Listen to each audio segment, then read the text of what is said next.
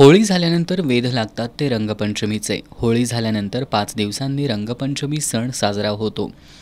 रंगपंचमीला देवपंचमी असं सुद्धा म्हटलं जातं।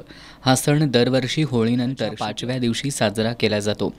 यावेळी हा दिवस 30 मार्च म्हणजेच शनिवारी आलाय। हिंदू संस्कृतीत मकर संक्रांतीनंतर येणाऱ्या होळी आणि रंगपंचमीच्या सणाला अनन्यसाधारण महत्त्व आहे। या सणाची अबालवृद्ध अशा सर्वांनाच ओढ लागलेली असते। या दिवशी मित्रपरिवार, कुटुंबीय, नातेवाईक गुलालाची उधळण करत विविध रंग एकमेकांना लावत रंगपंचमीचा आनंद लुटतात।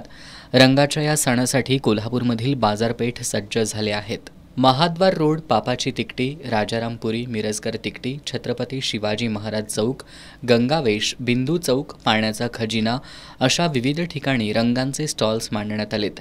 पक्षी आणि प्राण्यांच्या आकारातील विविध प्रकारच्या पिचकाऱ्या, विविध प्रकारचे रंग विक्रीसाठी ठेवण्यात आलेत। याच्या खरेदीला चांगला प्रतिसाद मिळत असून सर्वत्र उत्साहाचं वातावरण पाहायला मिळतंय। विशेषतः लहान मुलांमध्ये याची ओढ जास्त दिसून येते। आपल्या पालकांसोबत बाजारपेठेत रंग आणि पिचकारी खरेदीसाठी लहानगे हट्ट करतायत। विशेष म्हणजे लहानग्यांना आकर्षित करण्यासाठी यावर्षी बॅटरी आणि सेलवर चालणाऱ्या पिचकाऱ्या बाजारात आल्या आहेत। यामध्ये पिचकारीचं बटण दाबलं की मोटरच्या सहाय्यानं पाणी 10 ते 12 फुटांपर्यंत फेकलं जातं। या पिचकाऱ्या महागड्या असल्या तरी याला चांगला प्रतिसाद मिळतोय। यासह विविध रंगाचे फुगे, पाण्यातील कलर, पावडर कलर विक्रीसाठी ठेवण्यात आलेत। या सर्वांमध्ये नैसर्गिक रंगाला चांगली पसंती मिळतेय। एकंदरीत अवघ्या 1 दिवसावर येऊन ठेपलेल्या रंगपंचमीसाठी नागरिक मोठ्या प्रमाणात खरेदी करताना दिसतायत।